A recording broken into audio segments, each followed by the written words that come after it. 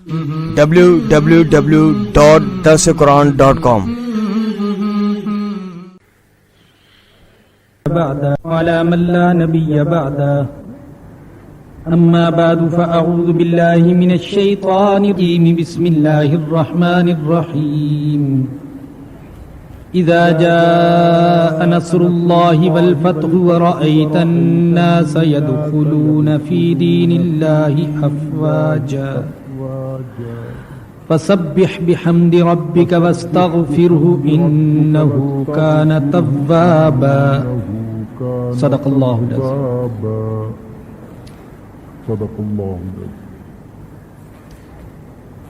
قابل احترام حاضرین و حاضرات، سورہ نصر کی تلاوت میں نے آپ کے سامنے کی ہے. یہ مدنی سورت ہے اور اس میں 3 آیات ہیں اور صحیح قول کے مطابق یہ سن 10 ہجری میں نازل ہوئی اور اس کے نازل ہونے کے تقریباً 70 دن بعد کائنات کے آقا، ہمارے آقا، صحابہ کے آقا حضرت محمد الرسول اللہ صلی اللہ علیہ وسلم دنیا سے رخصت ہو گئے. ایک روایت میں آتا ہے کہ جب یہ سورہ نصر نازل ہوئی تو اللہ کے نبی نے فرمایا کہ مجھے میری موت کی اطلاع دے دی گئی ہے. ایک دوسری حدیث میں ہے کہ اس سورت کے نازل ہونے کے بعد حضور اقدس صلی اللہ علیہ وسلم نے خطبہ ارشاد فرمایا اور اس میں فرمایا کہ اللہ نے اپنے بندے کو اختیار دیا ہے، دنیا میں رہنا چاہتے ہو تو دنیا میں رہ لو، اور میری ملاقات کے لیے آخرت میں آنا چاہتے ہو تو آخرت میں آ جاؤ. اور اس بندے نے آخرت میں جانے کو پسند کر لیا ہے. بعض روایات میں آتا ہے کہ جب حضور اکرم صلی اللہ علیہ وسلم کی یہ بات حضرت ابو بکر صدیق رضی اللہ تعالی عنہ نے سنی تو وہ اپنے آنسوؤں پر قابو نہ رکھ سکے اور بے ساختہ رو پڑے.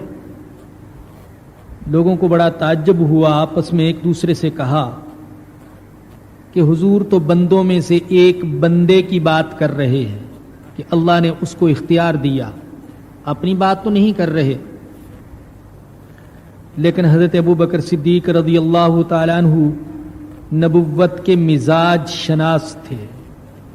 وہ جانتے تھے کہ حضور اشاروں کنایوں میں خود اپنی جدائی کے لیے ہمیں تیار فرما رہے ہیں. اسی لیے حضور کی توجہ بھی حضرت ابو بکر صدیق کی طرف مبذول ہو گئی اور آپ نے فرمایا کہ میں نے سب کے احسانات کا بدلہ چکا دیا لیکن ابو بکر صدیق کے احسانات کا بدلہ نہیں چکا سکا.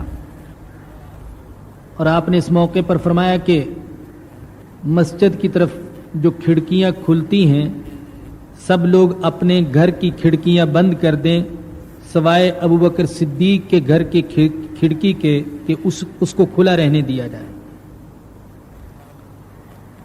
چنانچہ اگر اللہ پاک آپ کو حج عمرے کی سعادت نصیب فرمائے اور آپ مسجد نبوی کی زیارت سے مشرف ہوں تو آپ دیکھیں گے کہ آج بھی اس جگہ پر جہاں حضرت ابو بکر صدیق رضی اللہ تعالیٰ عنہ کے مکان کی طرف سے کھلنے والی کھڑکی تھی، اس جگہ آج بھی وہ نشان موجود ہے اور عبارت بھی لکھی ہوئی ہے کہ یہ حضرت ابو بکر صدیق رضی اللہ تعالی عنہ کی کھڑکی کی جگہ ہے. اس سورہ میں اللہ پاک نے فرمایا اذا جاء نصر اللہ والفتح، جب اللہ کی مدد آ گئی اور فتح آ گئی. اللہ کی مدد آئی لیکن بڑی مشکلات کے بعد، بڑی آزمائشوں کے بعد، بڑی ابتلاؤں کے بعد، بڑے امتحانوں کے بعد. اللہ کی مدد ایسے نہیں آئی. ہمارے آقا حضرت محمد الرسول اللہ सल्लल्लाहु अलैहि वसल्लम ने जब मक्कतुल मुकर्रमा में ईमान और तौहीद की दावत का आगाज किया था तो आप अकेले थे, अकेले। सारा मक्का कुफर और शिरक में डूबा हुआ, बुत परस्ती के खिलाफ कोई एक हर्फ भी सुनने के लिए तैयार न था। और अल्लाह ने हुक्म दिया कि मेरे नबी आप हक बात कह दीजिए, तौहीद की दावत इनको दे दीजिए। और आपने फिर तौहीद का पैगाम दिया। जब आपने तौहीद का पैगाम पहली दफा मक्का वालों को सुनाया, उस वक्त से लेकर आज तक मुख्तलिफ मराहिल हैं। उसमें वो मरहला भी है जिसमें आपको गालियां दी गई, वो मरहला भी है जिसमें आपकी बेटियों को तलाकें दी गई, वो मरहला भी है जब आपके जिस्म अतहर को पत्थर मार मार कर जख्मी कर दिया गया, वो मरहला भी है जब आपके सहाबा को तड़पाया गया, सताया गया, उनका बाइकाट किया गया। छोटे छोटे बच्चे भूख और प्यास से बिलकते थे और मक्का वाले कह कहे लगाते थे।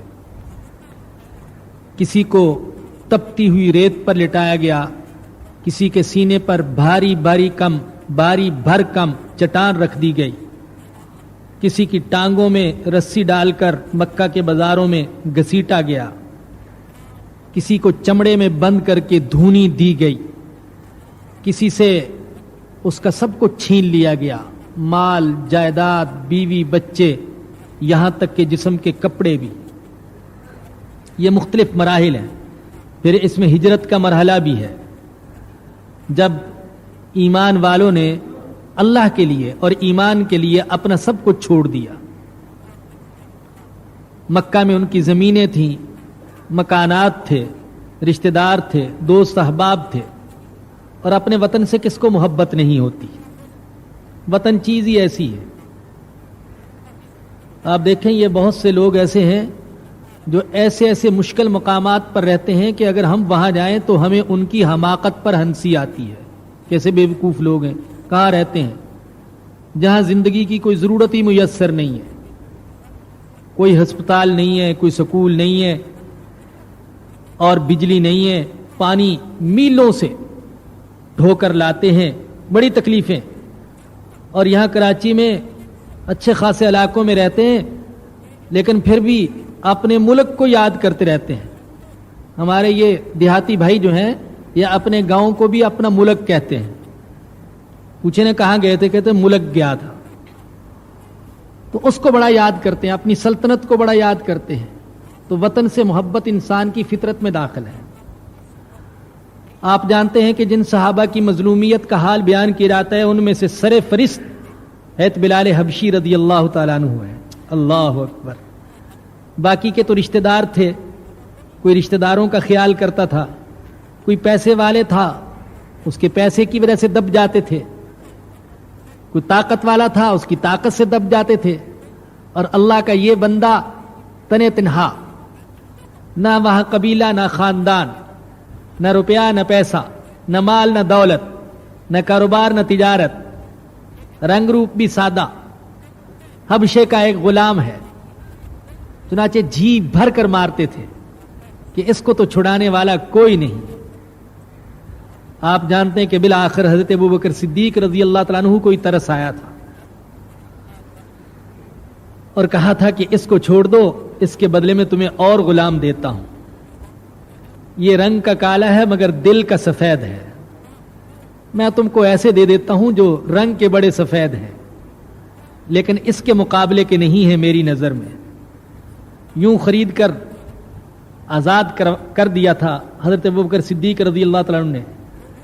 लेकिन खुद हजरत बिलाल हबशी रजी अल्लाह अन्हु का हाल यह है कि जब मदीना मुनव्वरा आए तो इब्तिदा में आबो हवा मुआफिक ना आई, बुखार हो गया, तो मक्का को याद करते थे, मक्का के पहाड़ों को, मक्का के चश्मों को, मक्का की घास को, मक्का की गलियों को, मक्का के कूचों को।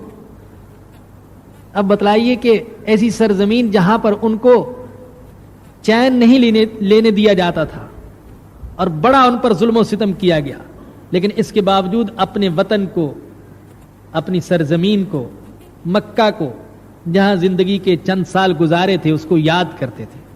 تو وطن کی محبت انسان کی فطرت اور سرشت میں ہے۔ عرض کر رہا تھا کہ اللہ کی مدد آئی، لیکن اللہ کی مدد آنے میں مختلف مراحل ہیں، ایسے نہیں آ گئی۔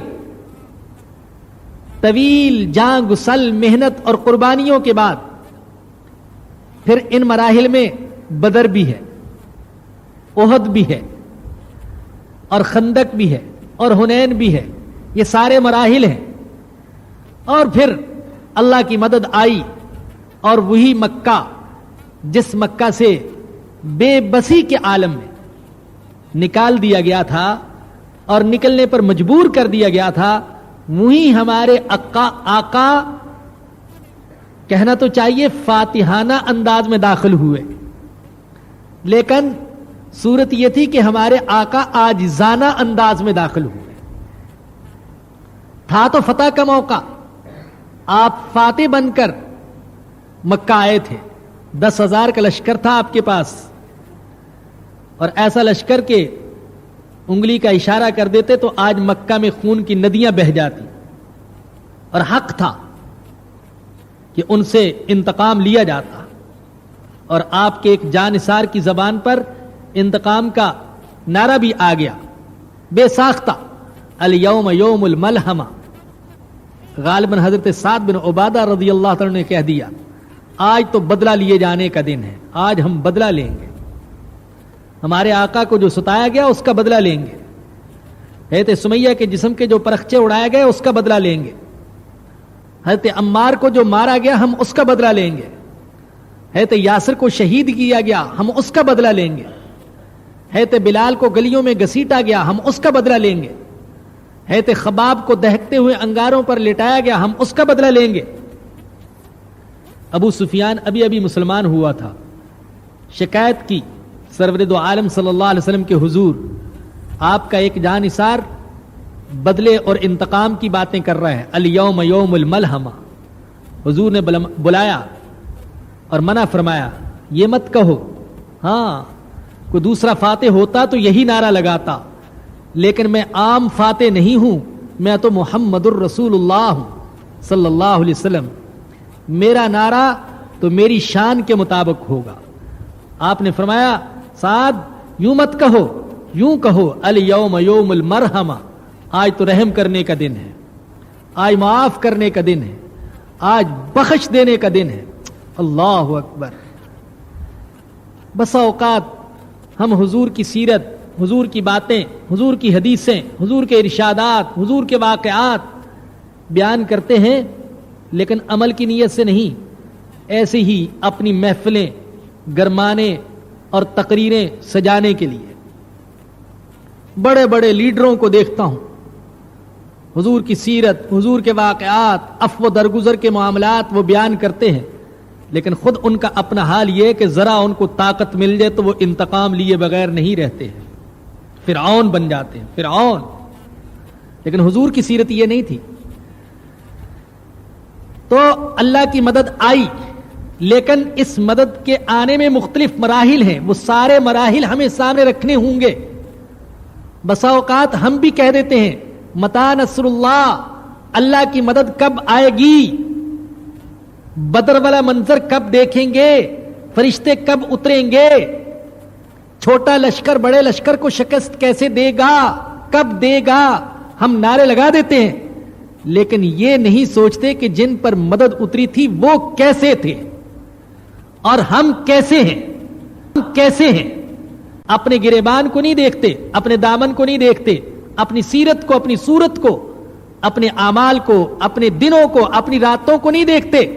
ہاں بدر میں اترنے والے فرشتوں کو دیکھتے ہیں، اور صرف اس بات کو دیکھتے ہیں، وہ بھی لا الہ الا اللہ محمد الرسول اللہ پڑھتے تھے، ہم بھی لا الہ الا اللہ محمد الرسول اللہ پڑھتے ہیں، اور کبھی یہ نہیں سوچتے کہ لا الہ الا اللہ جیسے ابو بکر صدیق پڑھتے تھے، عمر فاروق پڑھتے تھے رضی اللہ عنہم، اسی طریقے سے عبداللہ بن ابی بھی تو پڑھتا تھا، عبداللہ بن ابی کی پارٹی بھی تو پڑھتی تھی، وہ جو جھوٹ بولتے تھے، وہ جو منافقت کرتے تھے، وہ جو در پردہ سازشوں میں لگے رہتے تھے، وہ بھی تو یہ کلمہ پڑھتے تھے.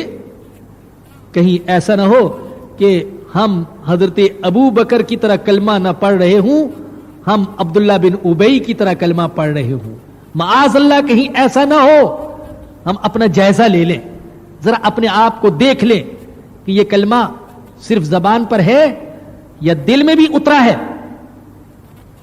زندگی میں بھی اس کا کوئی اثر نظر آتا ہے، آنکھوں میں اس کی چمک اور زبان میں اس کی صداقت اور ہمارے دل میں اس کا نور وہ کیا محسوس ہوتا ہے، اس کو بھی دیکھ لیا جائے. فرمایا کہ اذا جاء نصر اللہ والفتح ورأیت الناس، جب اللہ کی مدد آ گئی اور فتح بھی ہو گئی، مکہ فتح ہو گیا اور مکہ دائرہ اسلام میں شامل ہو گیا، اسلامی حکومت وہاں قائم ہو گئی، کعبہ جو بنایا ہی اللہ کی عبادت کے لیے گیا تھا لیکن اللہ کی عبادت نہ ہوتی تھی، اللہ کے شریکوں کی عبادت ہوتی تھی، آج اس کعبہ کو بتوں سے پاک کر دیا گیا، فتح حاصل ہو گئی.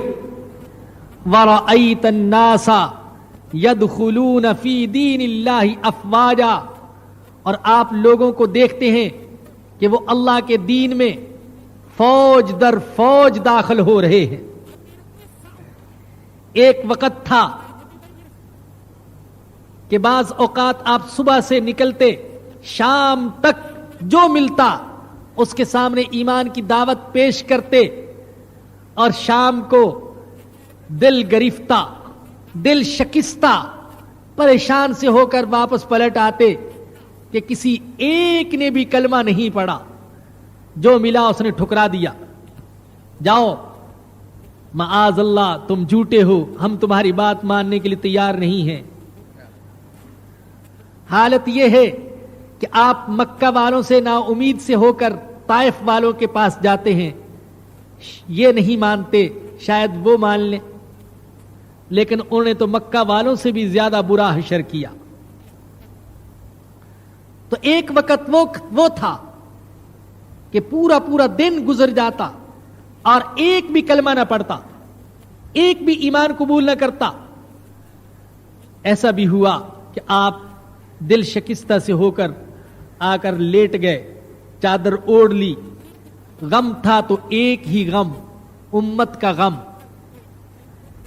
گمراہی کی طرف جانے والوں کا غم، جہنم میں چھلانگے لگانے والوں کا غم، دین کی دعوت قبول نہ کرنے والوں کا غم.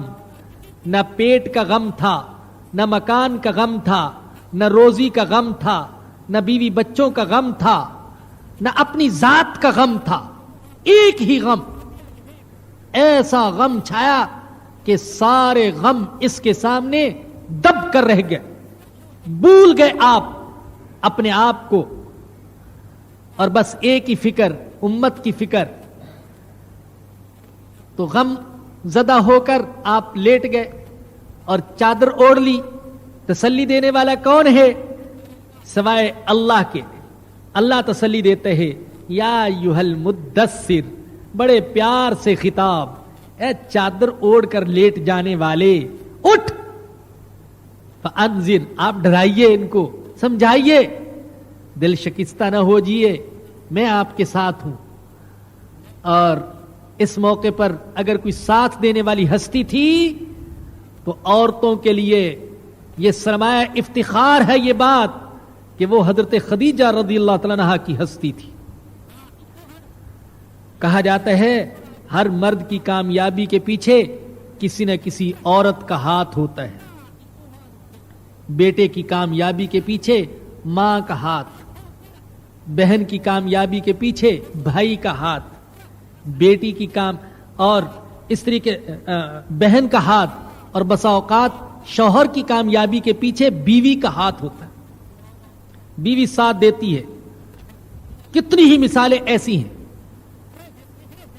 میں نہیں کہتا کہ اگر حضرت خدیجہ رضی اللہ تعالی عنہا نہ ہوتی تو حضور اکرم صلی اللہ علیہ وسلم یہ دعوت چھوڑ دیتے، لیکن جو ظاہر نظر آتا ہے وہ تو یہی ہے کہ آپ کے زخمی دل پر مرہم رکھنے والی حضرت خدیجہ رضی اللہ تعالیٰ عنہا تھی، آپ کو تسلی دینے والی.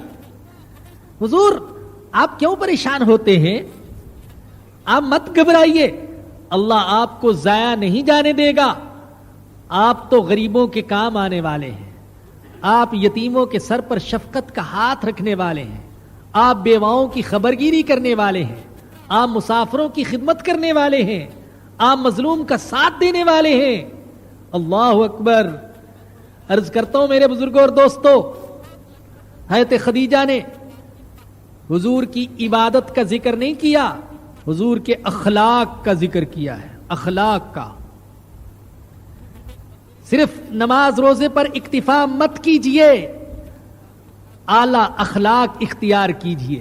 حضور اکرم صلی اللہ علیہ وسلم والے اعلی اخلاق، وہ سچائی، وہ امانت، وہ دیانت، وہ غریبوں کی خبرگیری، وہ مظلوموں کی نصرت، یہ اعلی اخلاق ہمارے آقا کے اندر پائے جاتے تھے. تو حضرت خدیجہ رضی اللہ تعالیٰ عنہا تسلی دیتی تو پورا پورا دن گزر جاتا، ایک آدھ ایمان قبول کر لیتا اور بعض اوقات ایک آدھ بھی نہیں. اور اب موقع وہ آیا کہ فوج در فوج لوگ دین میں آ رہے ہیں، پورے کے پورے قبیلے، پوری کی پوری جماعتیں. معلوم ہوا یہ حبشہ سے آئے ہیں، یہ یمن سے آئے ہیں، یہ فلاں خطے سے آئے ہیں، یہ فلاں جگہ سے آئے ہیں، اور بالآخر وہ پتھر مارنے والے بھی آ گئے. اللہ اکبر. وہ طائف والے بھی آ گئے. اور حدیث میں آتا ہے حضور اکرم صلی اللہ علیہ وسلم نے مسجد نبی کے صحن میں خیمے لگا کر ان کو ٹھہرایا، ان کی مہمان نوازی کی، اور آپ جا کر ان کے ساتھ اپنا دکھ سکھ کرتے اور ان کے سامنے اپنے معاملات بیان کرتے. آپ نے ان کو تانے نہیں دیے، تم نے تو مجھے طائف سے پتھر مار کر نکال دیا تھا. آپ نے ان کو سینوں سے لگایا. وَرَأَيْتَ النَّاسَ يَدْخُلُونَ فِي دِينِ اللَّهِ أَفْوَاجًا. آپ لوگوں کو دیکھتے ہیں کہ وہ اللہ کے دین میں داخل ہو رہے ہیں، فوج در فوج، جماعت در جماعت، قبیلہ در قبیلہ، قوم در قوم. جو محنت کی تھی 23 سال تک، اپنی آنکھوں سے اس محنت کا پھل دیکھ رہے ہیں. آپ کے دل کو کتنا اطمینان، کتنا سکون اور کتنی بشاشت. اس کا اندازہ کرنا ہو تو حضرت انس رضی اللہ تعالیٰ عنہ کی وہ حدیث سامنے رکھیے. زندگی کی آخری شب کی صبح تھی، زندگی کی آخری رات کی صبح، نماز فجر کا وقت، اور حضور بیماری کی وجہ سے مسجد تشریف نہیں لے جا رہے تھے بہت دنوں سے. اور آپ جگہ حضرت ابوبکر صدیق رضی اللہ تعالیٰ عنہ نماز پڑھا رہے تھے. صفیں قائم ہو چکی، حضرت ابوبکر صدیق آگے مصلی پر کھڑے ہو چکے. حضور نے اچانک کھڑکی کھولی حجرہ مبارکہ کی اور صفوں کی طرف دیکھا. حضرت انس رضی اللہ عنہ فرماتے ہیں حضور کے چہرے پر مسکراہٹ تھی. وہ مسکراہٹ جو ایک کاشتکار کے چہرے پر ہوتی ہے، جو بیج بوتے ہیں، محنت کرتے ہیں، پانی دیتے ہیں، ہل چلاتے ہیں، اور پھر جب کھیتی لہلہاتی ہے تو اس کے چہرے پر مسکراہٹ ہوتی ہے. حضور کے چہرے پر مسکراہٹ تھی اور کمال کی تشبیہ دی. حضرت انس رضی اللہ تعالیٰ عنہ نے فرماتے ہیں کہ اس وقت حضور اکرم صلی اللہ علیہ وسلم کا چہرہ ایسے لگ رہا تھا جیسے قرآن کریم کا ورق ہوتا ہے. قرآن کا ورق بیماری کی وجہ سے پیلا بھی تھا، لیکن مقدس چہرہ تھا، مبارک چہرہ، جیسے قرآن کا ورق ہوتے ہیں ایسے تھا میرے آقا کا چہرہ. حضرت انس بیان فرماتے ہیں تو یہ جو مسکراہٹ تھی یہ اپنی محنت کا پھل اور نتیجہ دیکھ کر کہ جس کے لیے محنت کی تھی کہ اللہ کے بندے اللہ کے سامنے جھک جائیں اللہ کی عبادت کرنے والے بن جائیں، وہ منظر آج اپنی نظروں سے دیکھ رہے تھے۔ اور جب صحابہ نے حضور اکرم صلی اللہ علیہ وسلم کے چہرے انور کی تابانی اور نورانیت کو محسوس کیا تو بے چین ہو گئے۔ بہت دنوں سے حضور کا چہرہ نہیں دیکھا تھا بعض صحابہ نے۔ اللہ اکبر، ان میں سے کتنے ہی ایسے تھے سارے غم برداشت کر لیتے تھے اور سارے غم بھول جاتے تھے جب حضور اکرم صلی اللہ علیہ وسلم کے چہرے انور کو دیکھ لیتے تھے۔ اللہ نے دلوں میں ایسی محبت پیدا کر دی تھی۔ بعض صحابہ اکرام کے بارے میں آتے ہیں کہ وہ آتے، حضور پوچھتے کیوں آتے ہو بار بار؟ عرض کرتے اللہ کے رسول گھر میں چین نہیں آتا، آپ کا چہرہ دیکھنے کو دل چاہتا تھا۔ ایک روایت میں آتا ہے انصار کہیں بیٹھے ہوئے تھے، ایک صحابی کا گزر ہوا تو دیکھا کہ انصار رو رہے ہیں۔ پوچھا کیوں رو رہے ہو؟ کہنے لگے بہت دن ہو گئے حضور اکرم صلی اللہ علیہ وسلم کا چہرہ انور نہیں دیکھا۔ انور صلی اللہ علیہ وسلم کے چہرے انور کی تابانی اور نورانیت کو محسوس کیا تو بے چین سے ہو گئے۔ قریب تھا کہ صفیں درہم برہم ہو جاتی، ٹوٹ پھوٹ جاتی کہ حضور اکرم صلی اللہ علیہ وسلم نے کھڑکی کا دروازہ بند کر دیا۔ تو اللہ نے فرمایا کہ وَرَأَيْتَ النَّاسَ يَدْخُلُونَ فِي دِينِ اللَّهِ أَفْوَاجًا، آپ لوگوں کو دیکھ رہے ہیں کہ وہ اللہ کے دین میں داخل ہو رہے ہیں، فوج در فوج، جماعت در جماعت۔ تو اب آپ کیا کریں؟ فَسَبِّحْ بِحَمْدِ رَبِّكَ وَاسْتَغْفِرْهُ، دو باتوں کا حکم دیا اللہ نے۔ جب آپ اپنی محنت کا پھل اور نتیجہ اپنی نظروں سے دیکھ رہے ہیں تو اب دو کام کریں۔ ایک تو اپنے پروردگار کی خوب تسبیح، تقدیس اور حمد و ثنا بیان کریں۔ اللہ تیرا شکر، اللہ تو نے کرم کر دیا۔ اللہ پاک اگر کسی عبادت کی توفیق دے دے تو اس پر اللہ کا شکر ادا کرنا چاہیے۔ آج بہت سے لوگوں کو تو شکر کرنے کی توفیق ہی نصیب نہیں ہوتی، اکثر ایسے ہیں۔ اور میں نہیں کہہ رہا، یہ اللہ کہتے ہیں۔ اللہ کہتا ہے وَقَلِيلٌ مِّنْ عِبَادِيَ الشَّكُورُ، میرے بندوں میں سے شکر کرنے والے بہت تھوڑے ہیں، بہت تھوڑے۔ کہا جاتا ہے حضرت عمر فاروق رضی اللہ تعالیٰ عنہ نے ایک اعرابی کو دیکھا کہ عجیب دعا کر رہا تھا، عجیب دعا، اے اللہ مجھے اپنے تھوڑے بندوں میں سے بنا دے۔ دعا سے فارغ ہوا، پوچھا بھی یہ عجیب سی دعا کر رہے تھے، ایسی دعا تو کبھی نہیں سنی۔ اس نے کہا اللہ کہتے ہیں کہ میرے بندوں میں سے شکر کرنے والے تھوڑے ہیں، میں اللہ سے مانگ رہا تھا کہ اے اللہ ان تھوڑوں میں سے مجھے بھی بنا دے، میں بھی تیرا شکر کرنے والا بن جاؤں۔ جب اللہ پاک کسی عبادت کی توفیق دے، میں عرض یہ کر رہا تھا اس پر اللہ کا شکر ادا کیا جائے کہ بہت سے لوگ تو شکر ادا کرتے ہی نہیں۔ جو شکر ادا کرتے ہیں وہ بھی دنیا کی کوئی نعمت مل جائے تو اس پر تو شکر ادا کرتے ہیں، دین کی نعمت کو تو شاید کوئی نعمت ہی نہیں سمجھتے کہ اس پر شکر ادا کر سکے، کہ اس پر شکر ادا کر سکے، کہ اس پر بھائی اللہ نے تلاوت کی توفیق دی، اس پر اللہ کا شکر ادا کرے۔ اللہ نے نماز کی توفیق دی، اس پر اللہ کا شکر ادا کریں۔ اللہ نے روزوں کی توفیق دی، اس پر اللہ کا شکر ادا کریں۔ اللہ حج عمرے کی توفیق دے، صدقہ خیرات کی توفیق دے، ذرہ برابر دل میں نہ آئے کہ میں نے بڑا کمال کر دیا، بلکہ اس پر اللہ کا شکر ادا کرے۔ اللہ میں کون اور میری حیثیت کیا؟ اگر تو توفیق نہ دیتا تو میں یہ عبادت نہیں کر سکتا تھا۔ یہ پیشانی بھی تیری، یہ جسم بھی تیرا، یہ دل بھی تیرا، یہ دماغ بھی تیرا۔ دل میں جذبہ بھی پیدا تو کرتا ہے، قدم اٹھانے کی توفیق بھی تو دیتے ہے، اور سر جھکانے کی توفیق بھی تو ہی دیتا ہے۔ میری طلب بھی انہی کے کرم کا صدقہ ہے۔ یہ قدم اٹھتے نہیں، اٹھائے جاتے ہیں۔ اللہ اٹھانے کی توفیق دیتے ہیں، ورنہ میں اور آپ کون ہیں؟ اللہ توفیق نہ دے تو ہم سر نہیں جھکا سکتے اور اللہ توفیق نہ دے تو ہم تلاوت ذکر و عبادت نہیں کر سکتے تو اس کا شکر تو ادا کیا ہی نہیں جا سکتا. یہ اس کی نعمتیں ہیں, یہ سجدے, یہ رکوع, یہ دعا کی توفیق, یہ ذکر, یہ تبلیغ, یہ دعوت. خدا کی قسم یہ میرا سنانا میں خود کوئی تھوڑا سنا سکتا ہوں, رب کعبہ کی قسم سچ بولتا ہوں نہیں سنا سکتا, ایک لفظ نہیں بول سکتا.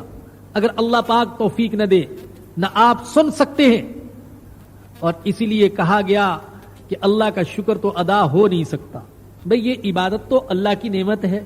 اب میں اللہ کا شکر ادا کرنے کے لیے میں سجدہ کرتا ہوں اور پوری رات سجدہ کرتا ہوں, طویل سجدہ, رو رو کر اللہ سے مانگتا ہوں اور اللہ کی تعریفیں بیان کرتا ہوں, فجر تک سجدے میں پڑا رہا. تو کیا اللہ کی نعمتوں کا شکر ادا ہو گیا؟ نہیں, بلکہ اللہ کی ایک اور بہت بڑی نعمت میرے اوپر ہو گئی کہ اس نے مجھے اتنا طویل سجدہ کرنے کی توفیق دے دی. اس سجدے کا شکر ادا کرنے کے لیے ایک اور سجدہ کروں اور اس سجدے کا شکر ادا کرنے کے لیے ایک اور سجدہ کروں. میں سجدے کرتا جاؤں گا, شکر ادا نہیں ہوگا اور اللہ کی نعمتیں بڑھتی چلی جائیں گی. بعض حضرات کہتے ہیں کہ اگر اللہ پاک ایک عبادت کے بعد دوسری عبادت کی توفیق دے دے تو جان لو کہ اللہ پاک کی نظر میں آ گیا ہوں, وگرنہ شاید اللہ پاک دوسری دفعہ عبادت کی توفیق نہ عطا فرماتا. لیکن عبادت ویسے ہو جیسے اللہ پاک پسند کرتا ہے, وہ عبادت کرنے کی اللہ پاک ہمیں توفیق دے دے. ویسے کلمہ پڑھنے کی, ویسے ذکر کرنے کی, ویسے تلاوت کرنے کی توفیق دے دے جس سے وہ راضی ہوتا ہے, جسے وہ پسند کرتا ہے. تو اب آپ کیا کریں اے میرے نبی, جب آپ دیکھ رہے ہیں کہ لوگ لشکر کے لشکر دین میں داخل ہو رہے ہیں, تو اب آپ پہلا کام تو یہ کریں کہ خوب میری حمد و ثنا کریں. اور حضور اکرم صلی اللہ علیہ وسلم تو تھے ہی حمد و ثنا کرنے والے. اللہ اکبر. جب حضور مکہ میں داخل ہو رہے تھے فتح کے موقع پر, تو اس وقت بھی حضور اکرم صلی اللہ علیہ وسلم کی زبان اقدس پر یہی الفاظ تھے, ساری تعریفیں اللہ کے لیے ہیں, اسی اللہ نے میری مدد کی, اسی اللہ نے سارے لشکروں کو شکست دے دی. ایک لفظ بھی نہیں بولا میں نے یوں کر دیا, میں نے وہ کر دیا. ساری اللہ کی حمد و ثنا اور اللہ کی تعریف. تو اے میرے نبی, ایک تو آپ میری تسبیح بیان کریں. میں یہ عرض کر رہا تھا کہ ہمیں یہ سبق مل رہا ہے کہ اللہ پاک کسی نیک کام کی توفیق دے دے تو اس پر اللہ کی حمد و ثنا کی جائے. اللہ کی حمد و ثنا کریں گے, اللہ پاک ہمیں مزید عبادت کی توفیق عطا فرمائے گا. دل کی گہرائی میں ہو اللہ تو نے کرم کر دیا, ورنہ میں اس قابل نہ تھا. اور دوسری بات فرمایا کہ وَاسْتَغْفِرْهُ, آپ اللہ سے مغفرت طلب کریں, استغفار کریں. اِنَّهُ كَانَ تَوَّابًا, اللہ بڑا توبہ قبول کرنے والا ہے. ارے سوچئے تو صحیح, اللہ کس کو حکم دے رہے استغفار کریں. ہمارے آقا حضرت محمد الرسول اللہ صلی اللہ علیہ وسلم جو مغفور ہیں, بخشے بخشائے, اللہ نے خود اعلان کر دیا انا فتحنا لک فتحا مبینا لیغفر لک اللہ ما تقدم من ذنبک وما تأخر ویتم نعمتہ علیک ویہدیک صراطا مستقیما. ہم نے آپ کو واضح فتح عطا فرما دی تاکہ ہم آپ کے اگلے پچھلے سارے گناہ معاف کر دیں. گناہ تو تھے ہی نہیں, لیکن اگر آپ کے دل میں کوئی کھٹک ہے وہ گناہ ہو سکتا ہے, وہ گناہ ہو سکتا ہے. تو اللہ کہتا ہے میں نے معاف کر دیا. واللہ عالم بالصواب. دل میں خیال آ رہا تھا, میں سوچ رہا تھا, اللہ فرما رہے ہیں کہ اے میرے نبی آپ کی محنت ٹھکانے لگ گئی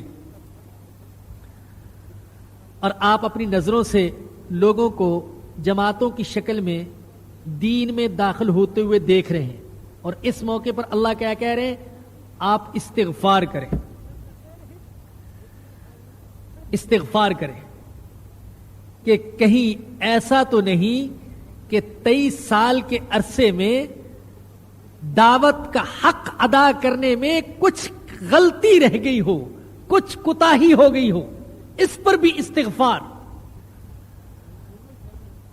میں یہ بات اس لیے کہہ رہا ہوں، آپ کو پتہ ہے کہ نماز کے بعد جو اذکار ہیں، مسنون اذکار، کہ کیا پڑھا جائے، تو ان میں سے ایک ذکر یہ ہے کہ استغفر اللہ استغفر اللہ استغفر اللہ پڑھا جائے نماز کے بعد۔ یہ کیوں؟ بعض حضرات فرماتے ہیں اس لیے کہ استغفر اللہ کہتا ہے، پڑھی تو نماز ہے، کوئی گناہ کا کام تو نہیں کیا، لیکن استغفار اس لیے کرتے ہیں کہ اے اللہ جیسے نماز کا حق تھا وہ مجھ سے ادا نہیں ہو سکا، میں اس پر استغفار کرتا ہوں، استغفر اللہ استغفر اللہ۔ تو بعض اوقات نیک کام کرنے کے بعد بھی استغفار کیا جاتا ہے، ڈرا جاتا ہے۔ اللہ نے ایمان والوں کے بارے میں فرمایا اور اپنی راہ میں خرچ کرنے والوں کے بارے میں فرمایا، والذین یؤتون ما آتوا وقلوبہم وجلۃ انہم الی ربہم راجعون۔ اللہ کی راہ میں خوب دیتے ہیں، خرچ کرتے ہیں، اور ساتھ ساتھ ان کے دل بھی ڈر رہے ہوتے ہیں۔ کیوں؟ ان کو پتہ ہے کہ ہم اللہ کی طرف لوٹنے والے ہیں، وہاں پتہ چلے گا کہ یہ خرچ کرنا قبول ہوا بھی ہے یا کہ نہیں ہوا۔ تو استغفار کرتا رہے۔ تو اللہ نے اپنے نبی کو استغفار کا حکم دیا۔ حضور اکرم صلی اللہ علیہ وسلم معصومین کے سردار، سید المعصومین، سید المرسلین، سید الانس والجن، انسانوں کو بھی سردار، جنوں کے بھی سردار، سارے رسولوں کے سردار، سارے صلحاء کے، انبیاء کے سردار۔ لیکن اس کے باوجود حضور اکرم صلی اللہ علیہ وسلم کثرت کے ساتھ استغفار کیا کرتے تھے۔ صحابہ اکرام کہتے ہیں بعض اوقات ایک مجلس میں آپ 100 سے بھی زیادہ بار پڑھتے تھے، اللہم اغفر لی وتب علی، اللہ مجھے معاف کر دے اور اللہ میری توبہ قبول فرما لے، اللہ میری طرف توجہ فرما لے۔ استغفار کرنا انبیاء اور صلحاء کا شیوا اور ان کی عادت اور ان کا اسوہ اور ان کا طریقہ ہے۔ حضرت آدم علیہ السلام سے شروع ہو جائیں، ایک ایک نبی کو لیں۔ حضرت آدم علیہ السلام کیا فرماتے ہیں؟ ربنا ظلمنا انفسنا وان لم تغفر لنا وترحمنا لنکونن من الخاسرین۔ اللہ میں نے اور میری بیوی نے، دونوں نے اپنے اوپر بڑا ظلم کیا ہے، اور اگر تو نے معاف نہ کیا اور رحم نہ کیا تو ہم دونوں تباہ ہو جائیں گے۔ حضرت نوح علیہ السلام اللہ سے یوں کہہ رہے ہیں، رب اغفر لی ولوالدی ولمن دخل بیتی مؤمنا وللمؤمنین والمؤمنات، اے اللہ مجھے معاف کر دے، میرے والدین کو معاف کر دے، ایمان والے مردوں کو معاف کر دے، ایمان والی عورتوں کو معاف کر دے۔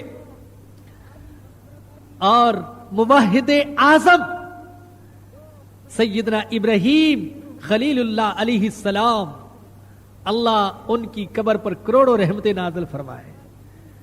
اور میرے بزرگوں اور دوستوں، اپنے اپنے ذوق کی بات ہوتی ہے، بہت ہی ناقص گناہگار آدمی ہوں، میرے دل میں حضرت ابراہیم علیہ السلام کی زیارت کا بڑا شوق ہے۔ عجیب زندگی ہے، عجیب قربانی والی زندگی، وطن بھی قربان اور قبیلہ بھی قربان، گھر بار قربان، والدین قربان، اور یہاں تک کہ بیوی بچے بھی قربان، بے آباد وادی میں لا کر چھوڑ دیا، اور پھر اللہ کا حکم ہوا تو ذبح کرنے کے لیے بھی تیار ہو گئے، اور جب سارے کاموں سے فارغ ہو گئے، بیت اللہ کی تعمیر بھی کر لی، ساری زندگی قربانی قربانی قربانی میں گزر گئی، تو آخر عمر میں اللہ سے دعا کر رہے ہیں، ربنا اغفر لی ولوالدی وللمؤمنین یوم یقوم الحساب، اے ہمارے رب مجھے معاف کر دے، والدین کو معاف کر دے، اے اللہ ایمان والوں کو معاف کر دینا قیامت کے دن۔ حضرت موسیٰ علیہ السلام دعا کرتے ہیں رب اغفر لی ولی اخی، اے اللہ مجھے بھی معاف کر دے، میرے بھائی کو بھی معاف کر دے. اور اپنے آقا حضرت محمد الرسول اللہ صلی اللہ علیہ وسلم کی زندگی کو دیکھیں، مختلف الفاظ، مختلف دعائیں نہیں، دعائیں ہیں، موقع نہیں کہ میں وہ دعائیں آپ کو سناؤں کہ کیسے اللہ سے مانگتے تھے. اللہم انت ربی، اللہ تو میرا رب ہے، لا الہ الا انتا، تیرے سوا کوئی معبود نہیں، تو نے مجھے پیدا کیا، اے اللہ میں تیرے قبضے میں ہوں، اے اللہ میں تیرے وعدے پر قائم ہوں، اپنی طاقت کے مطابق عبادت کرتا ہوں، اپنی طاقت کے مطابق تیرے حکموں پر چلتا ہوں، لیکن اللہ کا دانی ہوتا مجھے معاف کر دینا. حضور اکرم صلی اللہ علیہ وسلم دعا کر رہے ہیں اللہ تو مجھے معاف کر دینا، استغفار کرتے ہیں کثرت کے ساتھ. ارے میرے بزرگوں اور دوستوں اور ماؤں بہنوں، ہمارے آقا اور انبیاء کرام علیہ السلام وہ اتنے اونچے مقام کے ہونے کے باوجود کثرت کے ساتھ استغفار کرنے والے، ایک ایک دن میں 100 بار اللہ سے معافی مانگنے والے، اور ہم جو سر سے لے کر پیروں تک گناہوں میں ڈوبے ہوئے، ہمیں کبھی استغفار کی توفیق نہیں ہوتی. یہ جو گناہ ہے یہ تو زہر ہے، زہر، اور اللہ نے اس زہر کا تریاق رکھا ہے توبہ اور استغفار کو. یہ گناہ تو آگ ہے، آگ، دنیا کی آگ. یہ چھوٹا سا گھر 200 گز کا، 400 گز کا، ارے 2000 گز کا صحیح، وہ جلا دیتی ہے. یہ گناہوں کی آگ آخرت کا گھر جلا کے رکھ دیتی ہے، آخرت کو انگاروں سے بھر دیتی ہے. گناہوں کی آگ، گناہ تو آگ ہے. وہ جو عطائے و فقیر کا میں نے عرض کیا تھا، سندھی زبان کا مشہور شاعر اور وہ ادیب گزرا ہے، اپنی والدہ کے ساتھ جنگل میں، والدہ کے ساتھ جنگل میں، والدہ کے کی والدہ نے کہا جاؤ کہیں سے آگ تلاش کر کے لاؤ، کھانا پکانا ہے. ڈھونڈ ڈھانڈ کے آ گیا، کہتا ہے اماں کہیں بھی آگ نہیں ملی. ماں نے غصے سے کہا تجھے کہیں نہیں آگ ملی تھی تو جہنم ہی سے آگ لے آتا.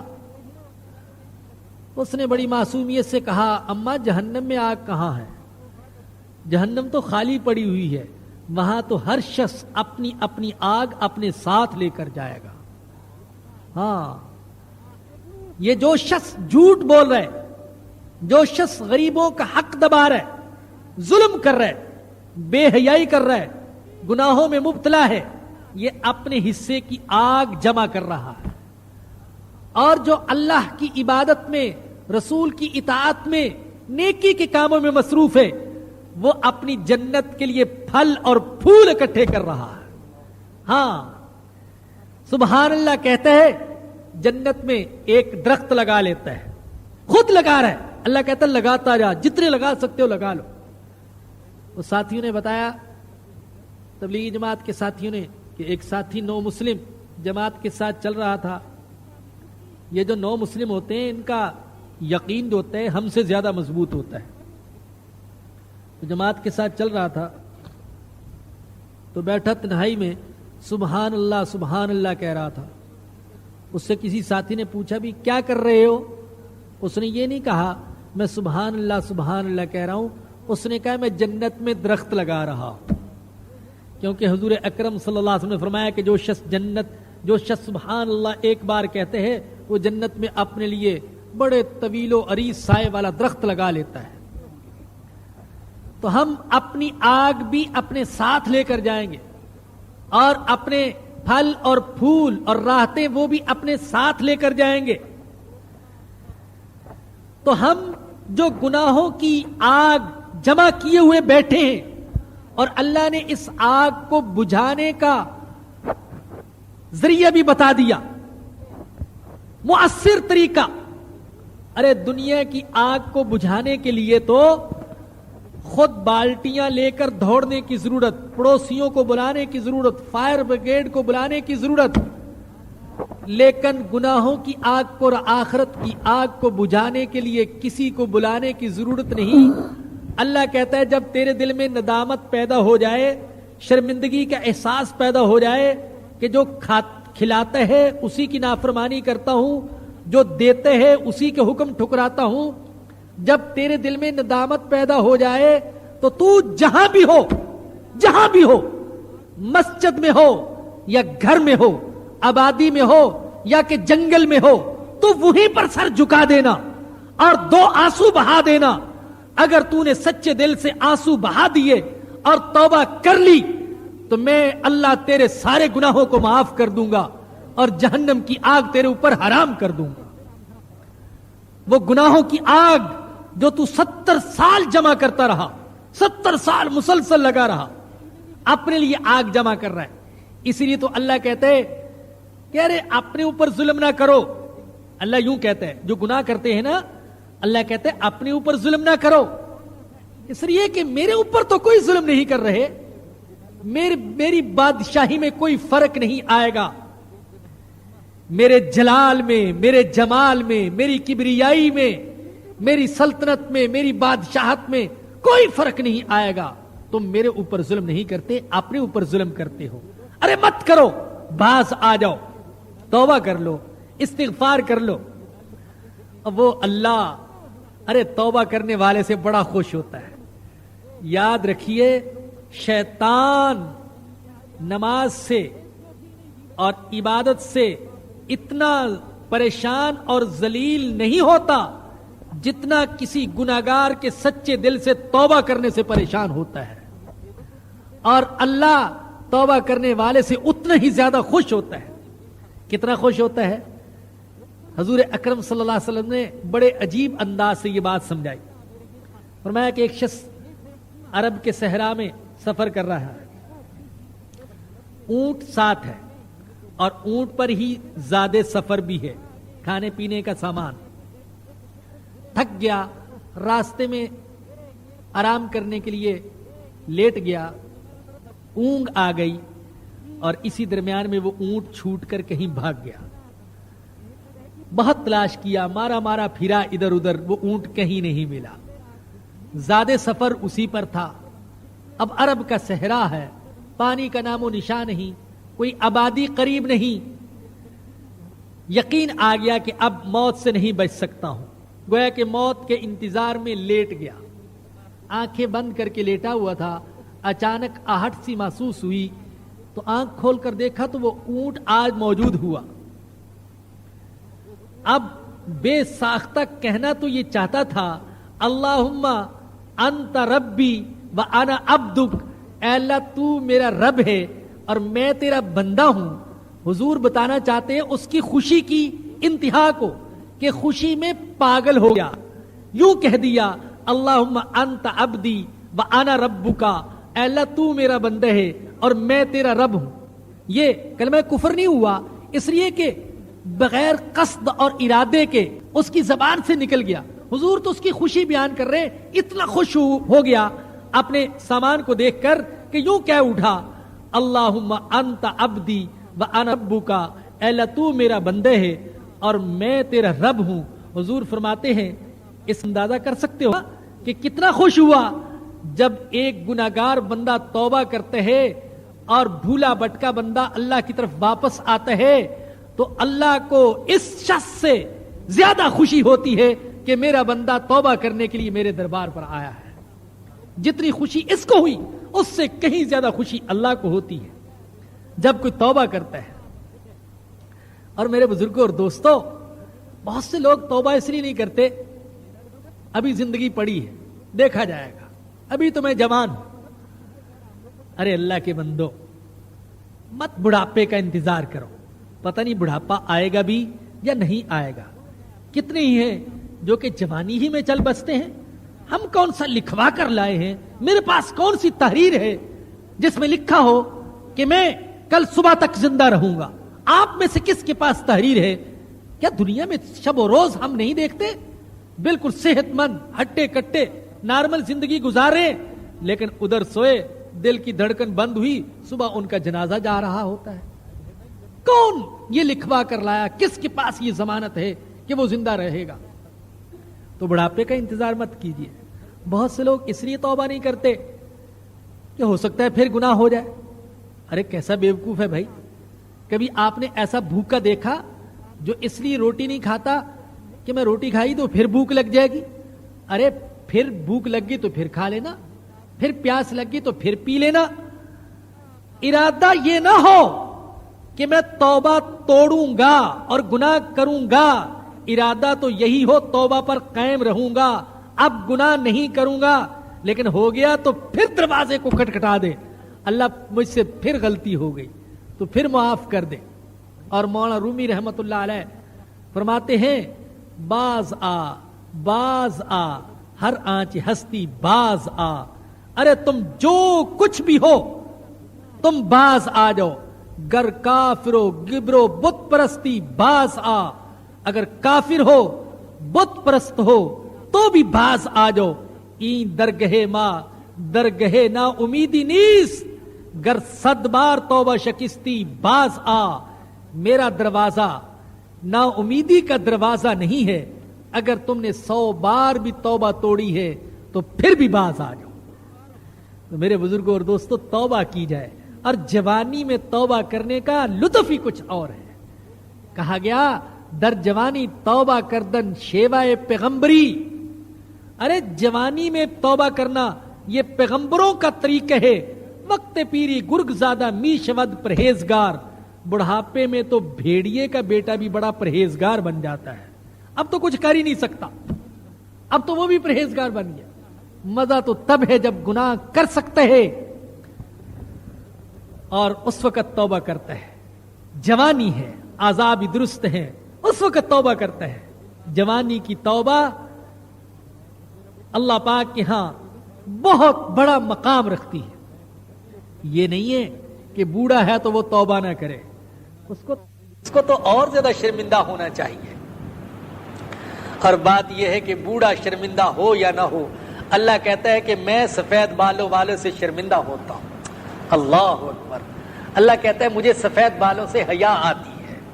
ارے تجھے تو حیا نہیں آتی، بال سفید ہو گئے پھر بھی گناہ کرتے ہیں، لیکن مجھے تجھ سے حیا آتی ہے. جب تو بڑھاپے میں سفید بالوں میں میرے سامنے ہاتھ اٹھاتا ہے تو مجھ اللہ کو حیا آتی ہے کہ یہ بندہ بڑھاپے میں مجھے پکار رہا ہے، مجھ سے معافی مانگ رہا ہے، میں اس کی توبہ کیوں نہ قبول کروں. میں تیرے سفید بالوں کو دیکھ کر تیری توبہ قبول کر لیتا ہوں. تو جوانی میں توبہ کرنے کا اور زیادہ مقام اور مرتبہ ہے.